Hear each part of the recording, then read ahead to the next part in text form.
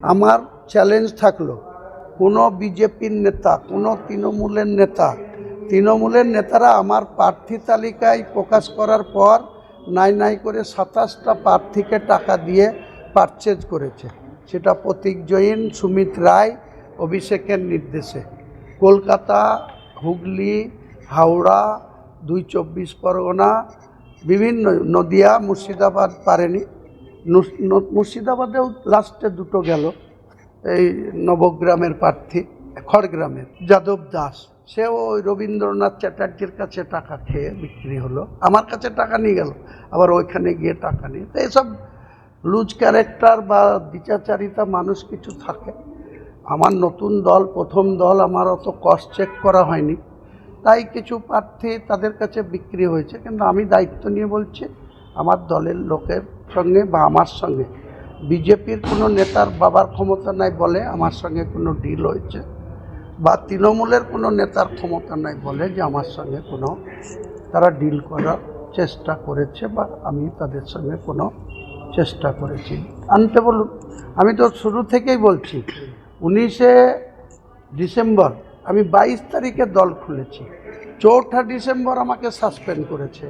তাহলে 22 তারিখে দল খুলেছি, 31শে ডিসেম্বর দলের হয়েছে, আর 8ই এপ্রিল এটাকে একটা ইউটিউবারকে জন্ম দিতে হবে, আর সেই ইউটিউব থেকে আমার ওই ভিডিও প্রকাশ করবে। আমি তো এখনও চ্যালেঞ্জ করছি, হিম্মত থাকলে সে কে বিজেপির নেতা, অপোজিশনে কে ছিল, সামনে আনুক না।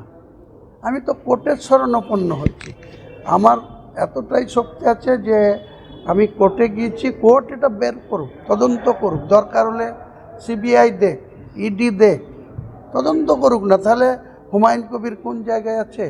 আর হুমায়ুন কবির কারোর সাথে 1000 কোটি হোক আর 1 কোটি হোক নিচ্ছে, আর যারা 5 লাখ টাকা নিয়েছিল এক্সাইজ গেঞ্জি গায়ে দিয়ে, কেউ কবরে চলে গেছে, কেউ শ্মশানে চলে গেছে, সুব্রত মুখার্জি, সুলতান আহমেদ, এখনও তো কয়েকজন চোর বেঁচে আছে।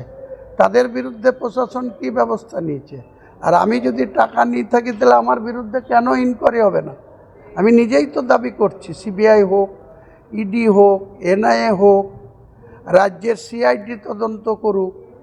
এতগুলা এজেন্সি থাকতে আমি টাকা নিলাম, কার সাথে নিলাম, টাকা রাখলাম কোথায়, কেউ দেখতে পারলো না, আপনারাও কেউ জানতে পারলেন না। আপনারা অনেক খবর করে বেড়ান, আর হুমায়ুন কবিরের গতিবিধি, সে কার সাথে টাকা নিচ্ছে, কোথায় রাখছে, এটা আপনারা জানতে পারবেন না।